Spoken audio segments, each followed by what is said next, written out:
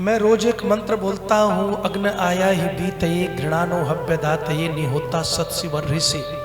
कभी इसके खूबसूरत अलंकार पर आपने चिंतन नहीं किया। सारा जीवन बीत गया इस मंत्र को बोलते हुए, सारा जीवन बीत गया आपको इसको सुनते हुए, लेकिन मैं कहता हूँ कि किसी एक मंत्र को तो जीवन के साथ जोड़ लो ना साहब। महर्षि दयानंद सरस्वती ने विश्वानिदेव मंत्र को बोल दिया करो, पूरी तरह जीवन के साथ जोड़ लिया। वो जो अर्थ लिखा है ना, दुर्गुण दुर्व्यसन, केवल वहीं तक नहीं है। जब वो वेद भाष्य लिखते हैं तो अर्थ करते हैं उस मंत्र का ही कि हे परमात्मा, मैं वेद भाष्य लिखने जा रहा हूं, इसमें ऐसी कृपा करना कि कोई बाधा बोलो ना पहुंचे। अपने वेद भाष्य में भी उस अर्थ को उतार करके ले आए। सारे मंत्र कंप्लीट हैं। हम सोचते हैं कि बहुत सारे मंत्र पढ़ लेंगे तो बहुत फायदा होगा। एक ही ढंग से पढ़ लो, बोलो तो सही, सारी जिंदगी का कांटा बदल जाता है साहब, धुरी बदल जाती है। क्या अद्भुत लिखा है, अग्न आया ही बीतये घृणानो हव्यदातये निहोता सत्सिवर ऋषि। आपका फोकस इसी तरह से रहना चाहिए।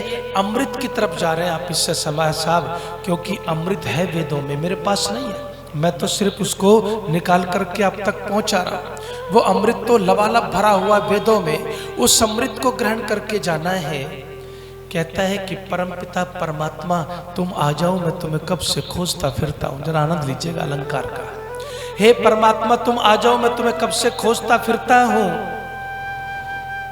तुम प्रकाश स्वरूप हो, आ जाओ और आकर के मेरे जीवन के अंधेरे को भी बोलो मिटा दो। क्योंकि परमात्मा जब तक तुम न आओगे, मेरे जीवन का अंधकार पूरी तरह से बोलो मिटेगा नहीं। जब आप आओगे तो तभी जाकर के मेरे जीवन का अंधकार जो है मिट सकता है। तो परमात्मा से प्रार्थना करता है साहब। प्रार्थना करनी आई नहीं, जिंदगी बीत गई, ये मैं आपको दिल से कहता हूँ। आज आपको सिखाऊंगा कि प्रार्थना कैसे की जाती है। ये वेद का मंत्र सिखाएगा साहब, ये वेद का मंत्र सिखाएगा प्रार्थना कैसे की जाती है। प्रार्थना क्या है? इनविटेशन है। आपने अपने बेटियों के विवाह के कार्ड छपवाए, बड़े खूबसूरत खूबसूरत। फिर पोतों के जन्मदिन के, विवाह के, नामकरण के, हर समाज के वार्षिकोत्सव के, यहाँ पर भी बहुत सुंदर कार्ड छपा हुआ है। सुंदर कार्ड छपवाए। एक बार तो मैं जब नोएडा में गया था ना, तो हम भी भाई गुरुकुल से रहे, जंगल से नहीं रही सारी जिंदगी, सीधे ऐसे महानगरी में पहुंच गए जहाँ एक अलग ही दुनिया दिखाई दे रही थी।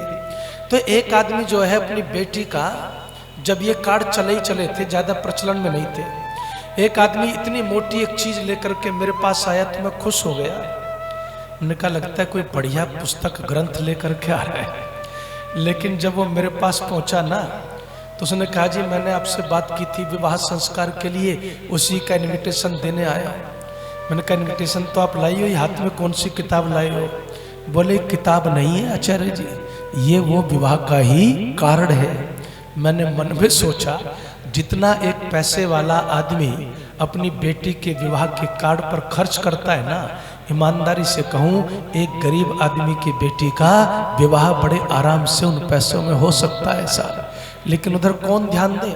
अच्छे अच्छे कार्ड छपवाए, मैं उसके कोई विरोध में नहीं साहब। अच्छे कार्ड छपवाने चाहिए, ठीक ठाक छपवाने चाहिए, ज्यादा पैसे का दुरुपयोग भी ठीक नहीं।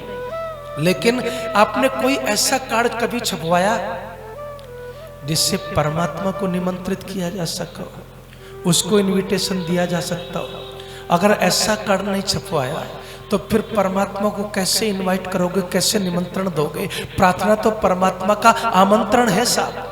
प्रार्थना तो परमात्मा का निमंत्रण है। उसको निमंत्रित करने का कार्ड छपवाना सीखा नहीं। क्यों? क्योंकि वो किसी प्रेस में बोलो छपता नहीं है साहब। वो कहाँ छपता है? यहाँ छपता है जी। और जो चीज यहाँ छप जाती है ना, उसका कोई मुकाबला दुनिया में नहीं होता। देखो कैसे इसको समझाता हूँ। गुरुदत्त विद्यार्थी अंतिम समय में है और लेखराम और दूसरे मित्रगण खड़े हुए, तो उनसे एक बात पूछते हैं।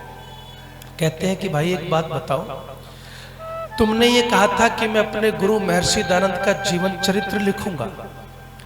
तुम्हारे जैसा लेखक अगर कोई चीज लिख दे तो उसके क्या कहने। गुरुदत्त विद्यार्थी कोई साधारण प्रतिभा थी क्या साहब? ब्रिलियंट आदमी थे, बहुत ही, एक बार जिस चीज को पढ़ ले याद हो जाता था। साइंस के उस समय प्रोफेसर थे, साइंटिस्ट थे, लेकिन ऋषि दयानंद को देख करके दीवाने हो गए परमात्मा के, धर्म के, आर्य समाज के। तो वो गुरुदत्त विद्यार्थी अंतिम समय में जब अंतिम श्वासें ले रहे हैं, मित्रगण चारों तरफ खड़े, तो एक प्रश्न पूछते हैं, तुमने कहा था कि मैं अपने गुरु दयानंद का जीवन चरित्र लिखूंगा, तो पूछा कि कुछ लिखा है क्या? तुमने लिखा हो तो बता दो ना। तुमने कहा था मैं जीवन चरित्र लिखूंगा, कुछ लिखा हो तो बता दो, समझा दो। तो कहते हैं कि मैंने जीवन चरित्र लिखा तो है। थोड़ी चेहरों पर खुशी आ गई कि अब तो जो है उसको ले लेंगे, छपवा देंगे। मित्रों ने पूछा कहाँ लिखा है, कौन सी किताब में है, कौन सी डायरी में, जल्दी से बताओ गुरुदत्त। गुरुदत्त फिर चुप हो गए। कहने लगे कहाँ रखा है? कहने लगे रखा तो है। फिर कहा कि कहाँ रखा, बताते क्यों नहीं, देरी क्यों करते हो? उस समय गुरुदत्त ने भरी आंखों से कहा, लिखना चाहता था लेकिन कॉपी पे न लिख पाया, रजिस्टर पे न लिख पाया। अपने गुरु का जीवन चरित्र तो बोलो अपने दिल पर लिख करके ही इस दुनिया से जा रहा हूं साहब। जो दिल पर लिख ली इबादत, वो जिंदगी बदलती है साहब, वो जीवन बदलती है, वो जीवन की धारा बदलती है। हम सब ने जो भी कुछ लिखा पड़ा वो बाहर है, अंदर कुछ बदला नहीं ना।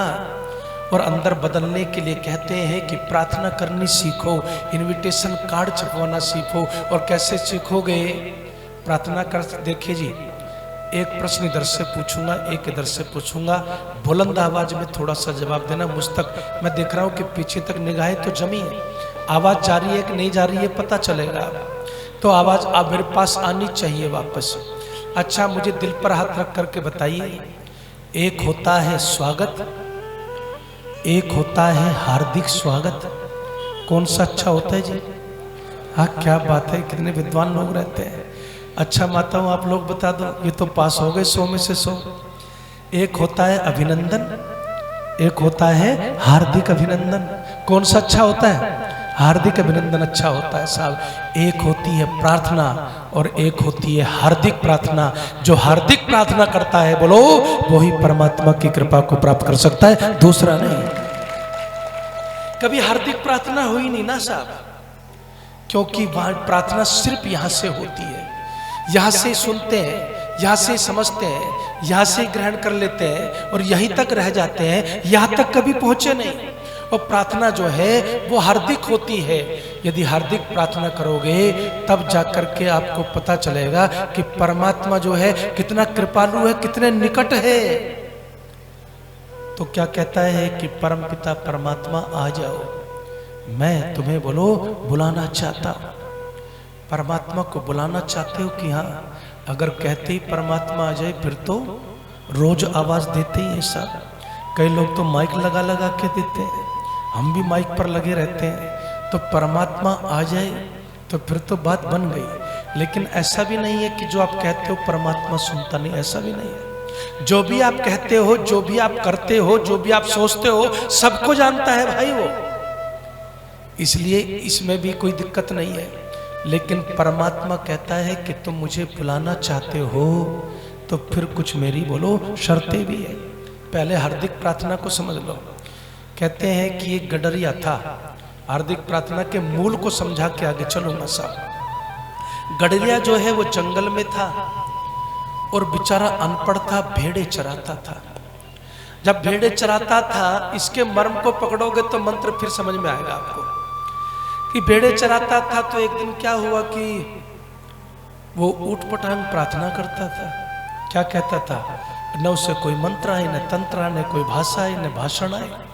वो तो कहता था, अरे परमात्मा तू अमीरों के यहाँ जाता है, कभी गरीब की बोलो मेरे साथ मदद कर दिया करो। इतने भी मत खो जाओ, मुझे पता ही ना चले कोई बैठा है कि नहीं है। कि कभी गरीब की भी बोलो मदद कर दिया करो, कभी गरीब की भी मदद कर दिया करो। गरीब की भी झोपड़ी में आ जाया करो ना, अमीरों की कोठियों में कहीं जाते हो। तो कहते हैं कि फिर कहता था कि क्या करूंगा मैं? कहते हैं परमात्मा मैं तो थोड़ी सी भेड़े चराता हूं और शाम को थक जाता हूं। मेरा मन करता है कि कोई मेरे पैर दबा दे, लेकिन मेरे कौन दबाए? गरीब आदमी मेरे कौन पैर दबाता? मेरे तो कोई नहीं दबाता, मैले कुचैले कपड़े थे, सिर में जुएं हुए पड़ी गई थी, तो वही प्रार्थना करता था। बस क्या कहता है कि परमात्मा आ जाओ, मेरे कोई दबाए न दबाए, तुम तो दुनिया चलाते हो ना, तुम कितने थक जाते होगे, जब तुम आओगे तो मैं तुम्हारे पैर बड़े इत्मीनान से दबाऊंगा। कहते हैं कि परमात्मा आओ तो सही, मेरे सिर में तो इतना छोटा सा काम करके भी सिर भरा हुआ है जुओं से, तुम कितनी बड़ी दुनिया चलाते हो, क्या हाल होगा तुम्हारा जब तुम आओगे। साधारण आदमी है साहब, बात के मर्म को समझना, मर्म समझ में आ जाएगा तो हार्दिक प्रार्थना इनविटेशन समझ में आएगा साहब। कहते हैं कि परमपिता परमात्मा तुम आ जाओ, मैं तुम्हारे सर की जुएं भी बोलो साफ कर दूंगा। और क्या उसको कुछ से ज्यादा कुछ पता नहीं था, भेड़ चराना, कपड़े गंदे। कहता है परमात्मा अपने कपड़े धुलूं न धुलूं, लेकिन तुम्हारे कपड़े जरूर धुलूंगा साहब। अब साधारण आदमी है, साधारण भाषा में बात कर रहा है। आप क्या समझते हो कि परमात्मा को केवल इंग्लिश, अंग्रेजी, संस्कृति समझ में आती है? परमात्मा को तो अरे बोल दो सब समझ में आता है साहब। वो अपने गांव की भाषा में भी कुछ बोलोगे वो भी सब समझता है। वो अपनी भाषा में कहता है परमात्मा आओ, तुम्हारे पैर दबाऊंगा मैं, तुम थक जाते होगे, मैं तुम्हारा सर साफ कर दूंगा, तुम्हारे कपड़े धुलूंगा। तो कहते हैं कि परमात्मा जब वो प्रार्थना करता था तो परमात्मा भी तैयार रहता था कि कोई बैठा है जो सच्चे दिल से प्रार्थना कर रहा है। भगवान भी उसकी प्रार्थना को सुनना चाहता था साहब। तो कोई सच्चे दिल से प्रार्थना कर रहा है, परमात्मा भी तैयार रहता था। एक दिन कोई हमारे जैसा उपदेशक उधर से गुजर गया, उसने क्या कहा, क्या उठपटांग प्रार्थना कर रहा है, भगवान के सिर में जुएं पैदा कर दिए तूने, भगवान के कपड़े मैला कर दिए हैं, भगवान के पैर दबाएगा तू, अपनी शक्ल देखिए तूने, क्या उठपटांग प्रार्थना कर रहा है। अरे ऐसे प्रार्थना कर। गरीब आदमी था, सीधा साधा था, हाथ जोड़ के बोला गलती हो गई साहब, गलती हो गई तो क्षमा कर दो, मुझे कुछ आता नहीं था, जो आता था मन में वो भगवान से कह लेता था, लेकिन आप मुझे सिखा दो, जो आप सिखाओगे तो फिर मैं वैसी प्रार्थना कर लूंगा। तो उसको बहुत बढ़िया शब्द जो है उसके गले में डाल दिए साहब, गले में डाल दिए, लेकिन पकड़ते जाओ बात को, यहां नहीं डाल पाया कोई, गले में डाल दिए, रटी रटाई प्रार्थना उसको सिखाई कि ऐसे बोल परमात्मा ऐसा वैसा। तो उसने फिर वो प्रार्थना रटी हुई कि अपने वाली छोड़ दी, क्योंकि विद्वान का सम्मान किया और जो सिखाया था वो बोला। तो कहते हैं उसी समय आकाशवाणी हुई, और आकाशवाणी में क्या कहा, आकाशवाणी में कहा पूरे इलाके में एक ही तो आदमी था जो दिल से प्रार्थना करता था, तूने उसके गले में भी रटे हुए शब्द डाल दिए, इनसे कुछ ना होगा। दिल से जो प्रार्थना निकलती है बोलो वो ही हार्दिक प्रार्थना होती है साहब, उसको करना सीखो ना। जो संध्या ऋषि ने सिखाई है उसको करो, लेकिन उसके अर्थ को भी तो कभी अपने साथ जोड़ के देख लो। मैं आपकी विनती करता हूं आपसे, प्रयोग करना।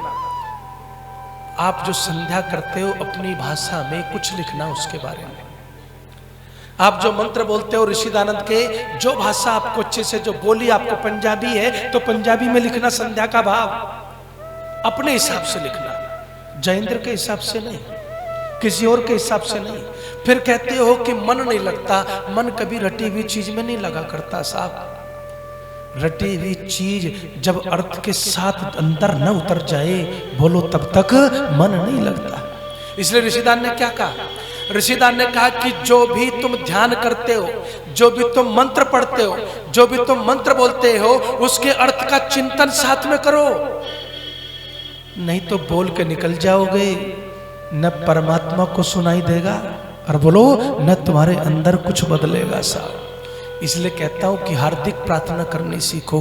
प्रार्थनाएं की लेकिन कभी हार्दिक प्रार्थना नहीं की, इसलिए बदलाव हुआ नहीं साहब। संध्या की सुबह भी मैंने समझाया, अरुण जी तो आए, कहने लगे ऐसा लगता है कि जो मन में वही आप सब चीजें बोल रहे हो। मैंने कहा मेरा काम है जीवन के साथ जुड़ी हुई बातों पर चर्चा करना, जीवन के साथ कैसे आप अध्यात्म को जोड़ सकते हो, हर कदम पर कैसे जी सकते हो सब प्रार्थना को, वो सीखना है। लेकिन प्रार्थना का जब नंबर आता है ना, एक बात आपको और समझा दो, मैंने परमात्मा को इनविटेशन वाली प्रार्थना न सुनी। वो गडरिया जैसा भी था कुछ मांग नहीं रहा था, बात को समझना मेरी। कुछ मांग नहीं रहा था, उसने ये नहीं कहा कि तुम मुझे धन दे दे, तू मेरी भेड़ को शेर में बदल दे, गायों में बदल दे, तू मेरे लिए नए वस्त्र दे दे, तू मुझे नया महल दे दे। उसने क्या कहा, तू आ जा, मैं तो तेरे पैर दबाऊंगा। सब इन्विटेशन है, वहां पर निमंत्रण है, प्रार्थना इसी को कहते हैं। लेकिन हम सब क्या करते हैं। मैंने एक आदमी से पूछा कहाँ गया था जी, कि माता वैष्णो देवी के मंदिर में। एक एक शब्द को जरा भाई ये वेद के हैं, दिल में स्थान देते जाना। माता वैष्णो देवी के मंदिर में गया, क्यों? बोला जी मन्नत मांग रखी थी साहब। आज तक कोई भी व्यक्ति, मैंने दूसरे से पूछा कहाँ गया, कि शिरडी वाले बोलो मंदिर में गया।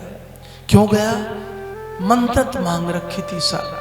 मैंने किसी को प्रार्थना करते नहीं देखा, केवल मांगते हुए देखा है साहब। अरे परमात्मा से मांगना पड़ता है क्या? परमात्मा से मांगना पड़ता है क्या? परमात्मा तो जैसे कि तुम इस सत्संग भवन में आए हो, यहाँ का माइक, यहाँ की रोशनी, यहाँ का पंडाल सब तुम्हारा है। ठीक इसी तरह से जो परमात्मा की शरण में जाता है ना, उसका जो भी कुछ है सब उसको वैसे ही प्राप्त हो जाता है। मांगने की जरूरत पड़ती है कहाँ साहब? परमात्मा के लिए भी तालियां इतनी फीकी बजाते हो, फिर कहाँ मजा आएगा परमात्मा को? जब बजाओ तो ढंग से बजा लिया करो। परमात्मा के लिए बजा रहे हो ना, उसमें खोए हुए हो, उसके आनंद में खोए हुए हो। उसकी चर्चा में इतना आनंद है तो उसके पास पहुंच जाओगे तो कितना आनंद होगा सोचो। उसकी चर्चा में इतना आनंद है, उसकी कथा में इतना रस भरा हुआ है, और जब उसका सानिध्य मिल जाएगा तो अद्भुत। लेकिन सारी की सारी दुनिया याचक है, सब मांगती है। जो दिया है उसके लिए बोलो धन्यवाद नहीं करते। जो पहले दिया है वो कुछ कम नहीं है, मैं ज्यादा उठाने के काबिल नहीं है। जो मिला हुआ है उसके लिए कभी धन्यवाद नहीं किया साहब, और चाहिए और चाहिए।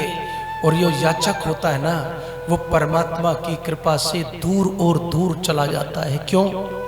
कृष्ण अद्भुत है साहब, कभी गीता सुनाऊंगा कभी आया तो। वो कहते हैं कि याचक जो है उसका चेहरा कभी खिला हुआ नहीं होता। अच्छा, लोग संस्था चलाते ना, मैं चलाता हूँ। मुझसे पूछो, मैं दान की अपील करने में भी, जबकि मैं अपने लिए तो नहीं मांग रहा, फिर भी कितना जोर सा पड़ता है मुझ पर। तो पड़ता है भाई। मांगना आसान काम नहीं है, मांगना आसान काम नहीं है। एक भिक्षुक जो खड़ा है, द्वार पर खड़ा है, चौराहे पर खड़ा है, मांग रहा है, आसान काम नहीं है मांगना। मांगना बहुत टेढ़ा काम है। और मांगने हुए, मांगते हुए का चेहरा बोलो कभी खिलता नहीं। खिलता किसका है जी? जो देता है। याद रखना इन शब्दों को, जो देता है उसका चेहरा खिला हुआ होता है, जो मांगता है उसका चेहरा कभी नहीं खिला हुआ होता। और ये कृष्ण अद्भुत कहते हैं, यहाँ पर कहते हैं कि जो देता है उसका हृदय खुला हुआ होता है, और जो लेता है, याचक है, उसके हृदय के कपाट बोलो, अरे बोल दिया करो ना, हमेशा बंद रहते हैं साहब। जिस हृदय में परमात्मा की कृपा का उजाला होना है ना साहब, आपने तो उसके दरवाजे पर जाते उसको बंद कर दिया, याचक बन के गए आप।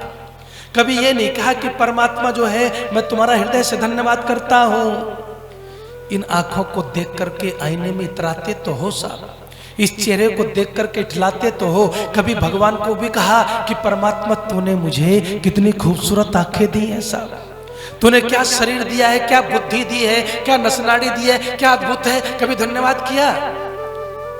याचक के ऊपर कृपा नहीं होती, होती इसलिए नहीं क्योंकि कृपा जो है, जब कृपा का प्रकाश हृदय को प्रकाशित करता है तो हृदय तो बोलो पहले ही बंद हो गया साहब, इसलिए वो वंचित रह जाता है। कृष्ण कहते हैं जो दाता है, जो धन्यवाद करता है, उसका हृदय खुला हुआ होता है, और उस खुले हुए हृदय में ही बोलो प्रकाशित होती है आत्मा, परमात्मा का प्रकाश होता है। हम तो पहले ही मुरझाए फूल हो गए, बंद हो गए ना साहब।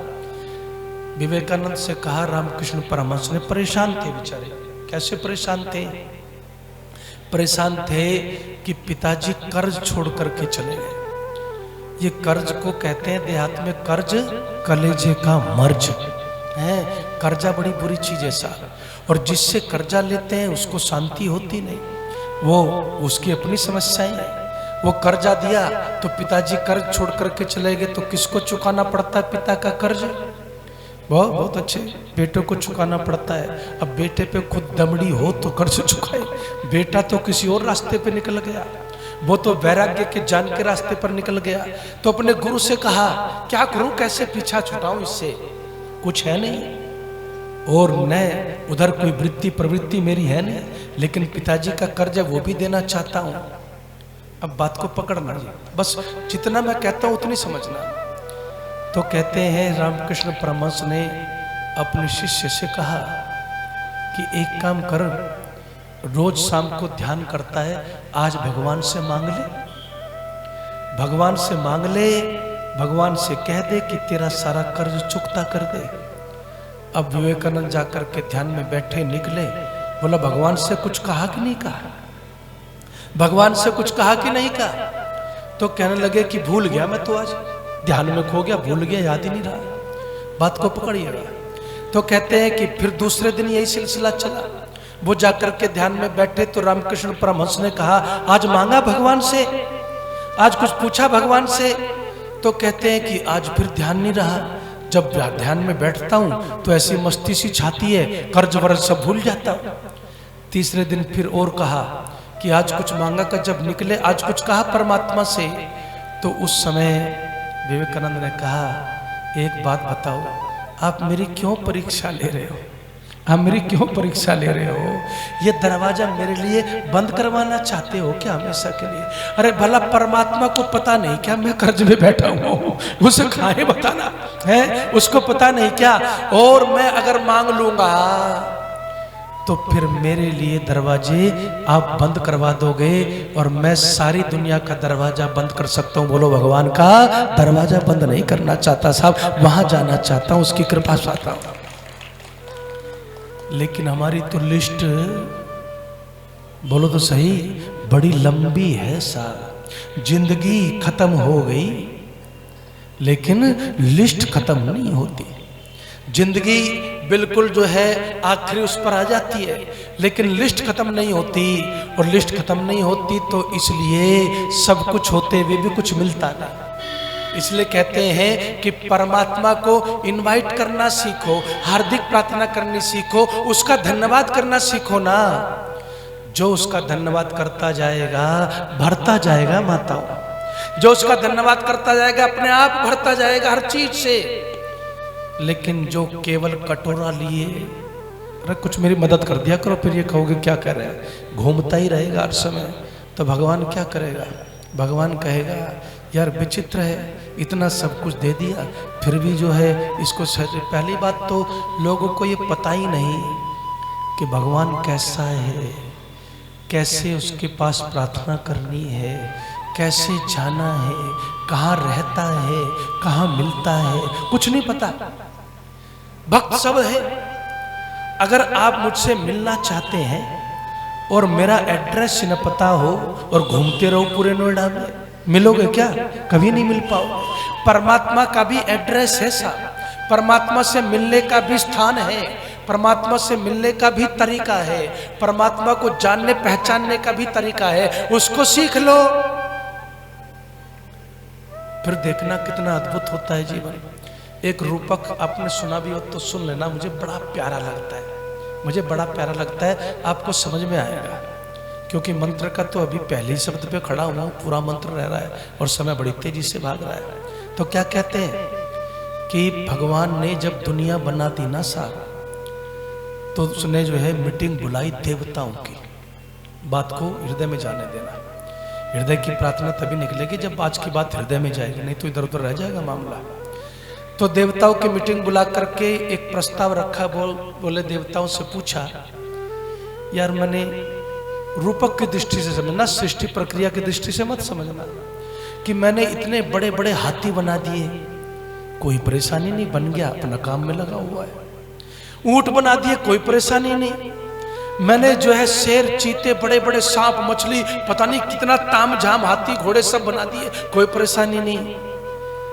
लेकिन जब से इस आदमी को बनाया, इसने मेरी नाक में बोलो दम कर रखा है साहब, तो इससे बचने का कुछ रास्ता बता दो। देवताओं से पूछा। देवताओं से पूछा इससे बचने का कोई रास्ता बता दो।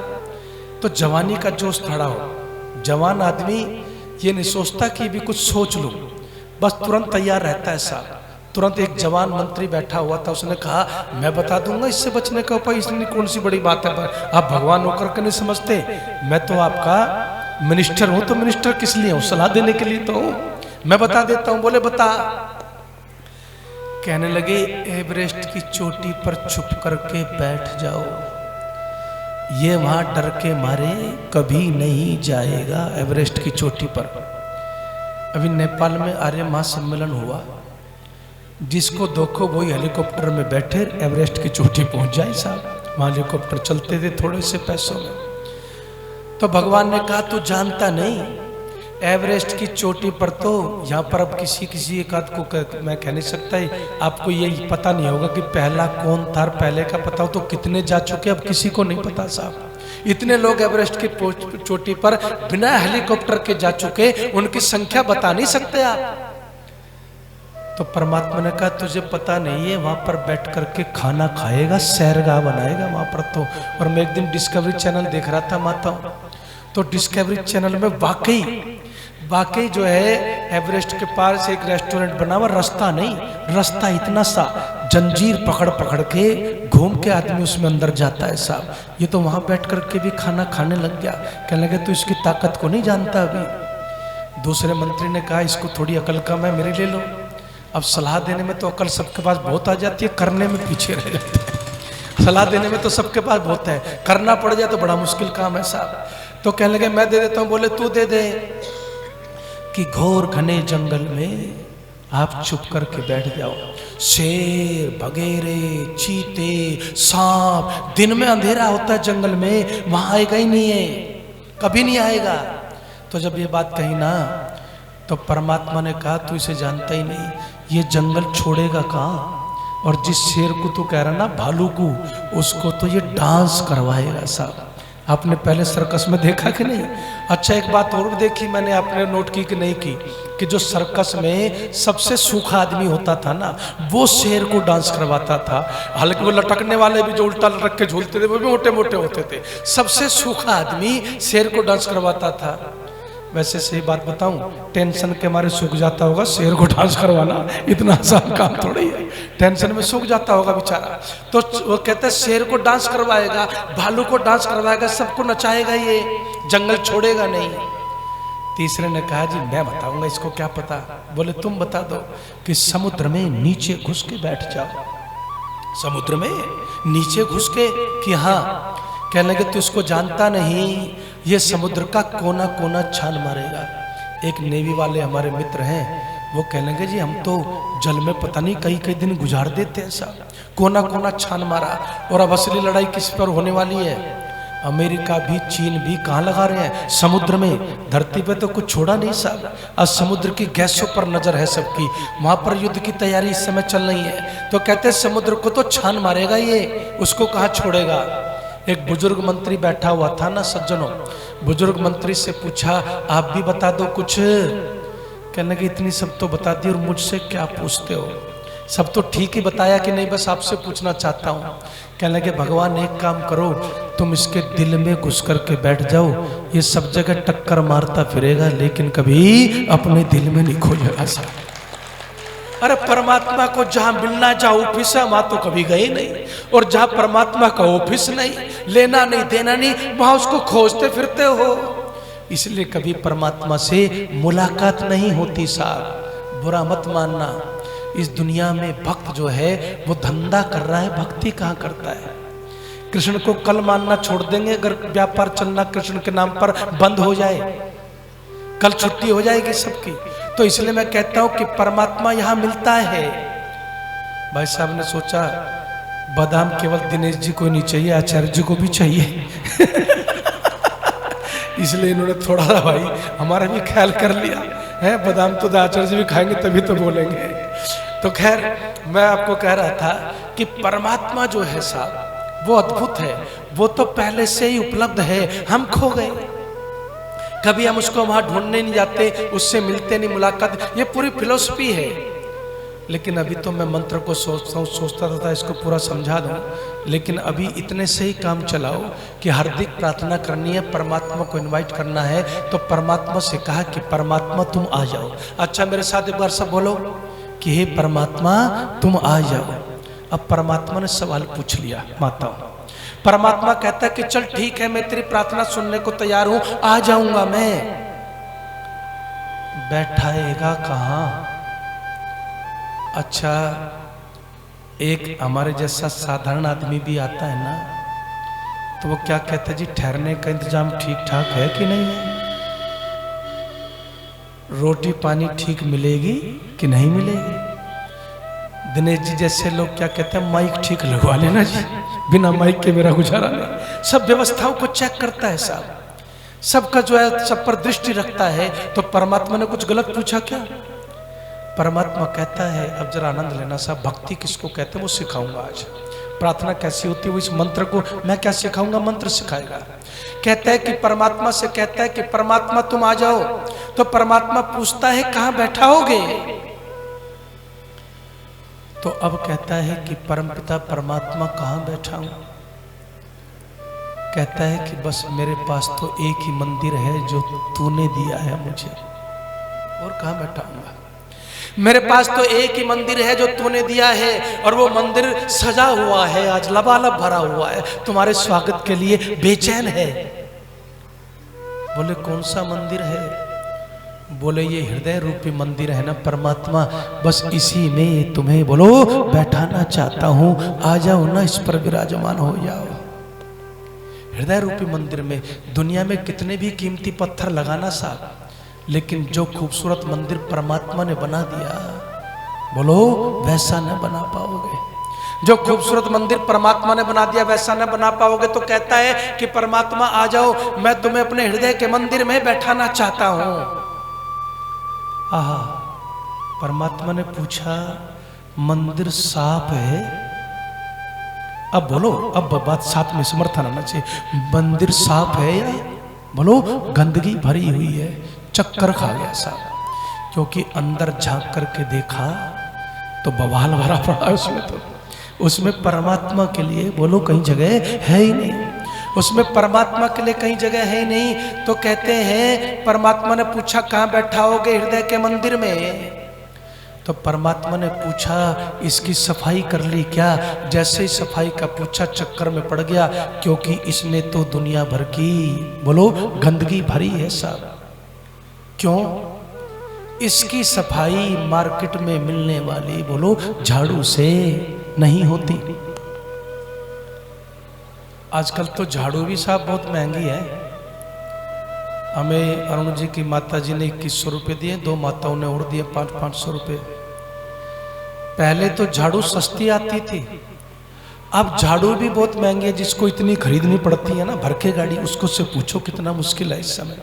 राशन लाओ तो ट्रक भर के लाओ, झाड़ू लाओ तो भी भर के लाओ, पोछे लाओ तो भी भर के लाओ साहब। और ऊपर से ब्रह्मचारी मस्ती में रहते हैं, मार कभी ये वाइपर का ये निकल गया जी। मैंने कहा तेरे हाथ में रहेगा तो कितने दिन चलेगा मैं अच्छी तरह जानता हूँ, है तो ये तो चलता है साहब, लेकिन ये वाइपर से साफ ना होगा, ये पोछे से साफ नहीं होगा। तो कहता है परमात्मा इसको कैसे साफ करूं तू समझा मुझे। आहा, गदगद हो जाएगा हृदय आपका। ये प्रार्थना है, ये है मंत्र। अग्न आया ही, आ जाओ परमात्मा, मैं तुम्हें पुकारता हूँ, बुलाता हूँ। और भक्त क्या कहता है, अरे परमात्मा मेरी औकात है क्या, मैं इसको साफ कर लूं? अच्छा एक बात बताओ, अगर इसी ही पंडाल में, इस ही शहर में मुख्यमंत्री का दौरा हो जाए तो पंडाल कमेटी वाले रात रात में बदलवा देंगे। बोला बस सबसे बढ़िया पंडाल लगा दे जो शहर का हो, सबसे बढ़िया माइक सिस्टम लगा दे, सबसे बढ़िया कुर्सी लगा दे, और स्टेज या जितना ही पंडाल है इतना तो स्टेज बनाएंगे इसका आधा, कि मुख्यमंत्री आ रहा है साहब, मुख्यमंत्री आ रहा है तो कितनी साफ सफाई हो गई। मैं एक बार लोनी से गुजर रहा था, उस समय अखिलेश जी थे मुख्यमंत्री। तो पहले दिन मैं गांव गया तो सड़क थोड़ी टूटी हुई थी। अगले दिन जब वापस आया एकदम काली सड़क, और सुबह ही सुबह में आया गया, शाम को मैं गया। मैंने कहा भाई रात रात में ये चमत्कार कैसे हो गया? रात रात में इतनी रक्त बनती हुई मैंने देखी नहीं कभी। बोले आपको पता नहीं, आज प्रदेश के मुख्यमंत्री का दौरा है साहब। अभी हमारे माननीय प्रधानमंत्री जी गए ना, जिन बाथरूम में दीवारों पर वर्षों से झाड़ू न लगी होगी, वहाँ टाइलें लग गई साहब। जब कोई विशिष्ट अतिथि आता है, बोलो तो सही, अब हम लोग आए हैं, उत्सव हो रहा है, तो सज गया कि नहीं सारा पंडाल, सब कुछ सज जाता है। तो जब विशिष्ट अतिथि आता है तो विशेष तैयारियां होती हैं, विशेष शुद्धि होती है, विशेष सफाई होती है। बात को समझिएगा। कहते हैं कि परमपिता परमात्मा, मेरी ये हस्ती नहीं, औकात नहीं कि मैं इसको पूरी तरह से बोलो साफ कर सकूं। अपना फोकस यहाँ रखो बस, कि मैं इसको साफ कर सकूं, मेरी हस्ती नहीं। बोले फिर? कहता है कुछ तो मैंने कोशिश की है, और बोलो कुछ तुम्हारे आने से बात बनेगी। जब तक तुम न आओगे इसकी सफाई पूरी तरह बोलो कभी होने वाली नहीं है साहब। सफाई तो तभी होगी, ये साफ हुआ तो सब कुछ हुआ, ये शुद्ध हुआ, ये पवित्र हुआ तो सब कुछ बदला। इसलिए क्या कहते हैं, एक ही साधे सब सदे। इसकी शुद्धि कर लो ना साहब, इसकी शुद्धि नहीं, इसकी शुद्धि में तो क्रोध लबालब भरा हुआ है, काम लबालब भरा हुआ है, ईर्ष्या लबालब भरी हुई है, आकांक्षाएं लबालब भरी हुई है, तृष्णा लबालब भरी हुई है। जगह कहाँ? अगर आश्रम में किसी को बुलाओ, जगह भी तो बनानी पड़ती है, तो परमात्मा को बैठाने की बोलो जगह कहाँ है? अच्छा एक बात बताओ मुझे, ईमानदारी से बताना, महिलाओं से संबंधित विषय है। आपने अपने घर में एक ड्राइंग रूम बनता है कि नहीं, जिसको स्वागत कक्ष कहते हैं, उसमें अपनी हैसियत से इंसान बढ़िया से बढ़िया सोफे लगाता है कि नहीं लगाता है? मैं एक बार चला गया, एक मॉल खुला था GIP नोएडा में, और मुझे घर के लिए सोफा लेना था। तो मुझे क्या पता था मैं कितनी गलत जगह पहुंच गया। तो मैंने उससे पूछा कि भाई एक सोफा लेना है, तो इसका रेट क्या है? मैंने बजट बना रखा था अपने ख्यालों में 20-25 हज़ार का। वो क्या बोला, 2.5 लाख रुपए। मैंने कहा यार कुछ गलत हो गया, लगता है गलत एड्रेस पे आ गया। फिर आगे और पूछा, मैंने देखा कि कौन सा सस्ता सा होगा, बोला 1.5 लाख रुपए। मैंने कहा जी इससे भी सस्ता कुछ है? बोले इससे नीचे तो यहाँ शुरुआत ही नहीं है जी।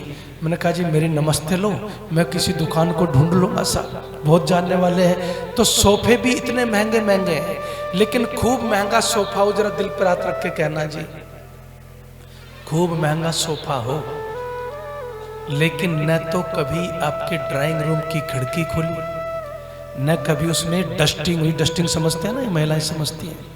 न उसमें झाड़ू लगी, न पोछा लगा, तो वो बैठने लायक रहेगा क्या?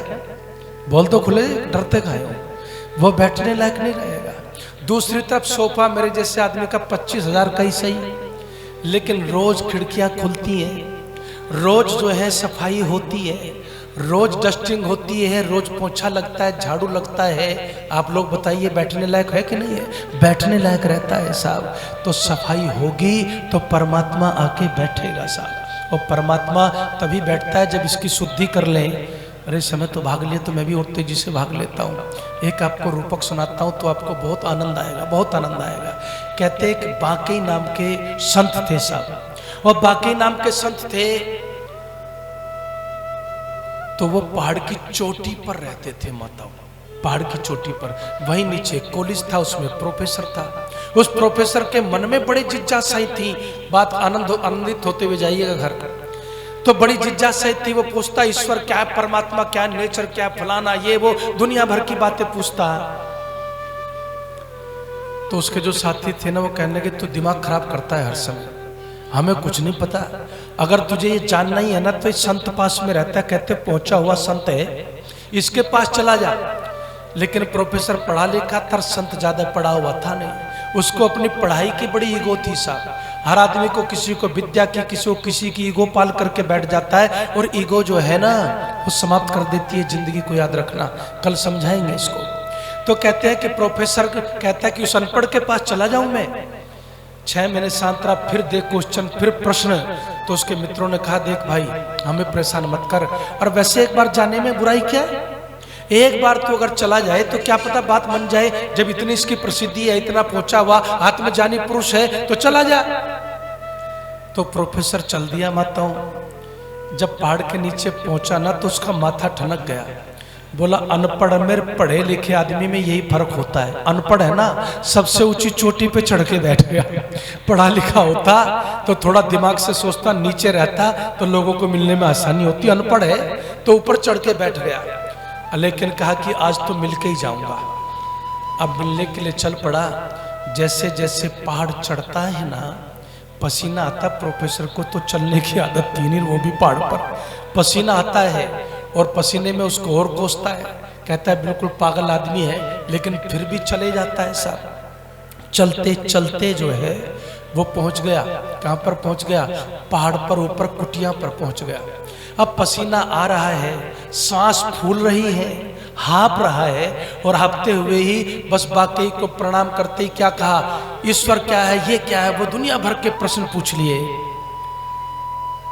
ऊपर जाकर के बड़ी विनम्रता से प्रणाम किया। पढ़े लिखे आदमी की सबसे बड़ी खासियत क्या है? अंदर कुछ भी रखेगा, बाहर बड़ी मलाई पेश करेगा साहब। है ये आजकल आदमी क्या समझता है कि पढ़ने लिखने का फायदा है। तो प्रोफेसर ने ये नहीं कहा, सो होने दिया कि मैं तुझे पागल मान के आ रहा हूँ इतने नीचे से, मेरा माथा ठनका हुआ है। बड़ी श्रद्धा से प्रणाम किया, फिर प्रश्न पूछे।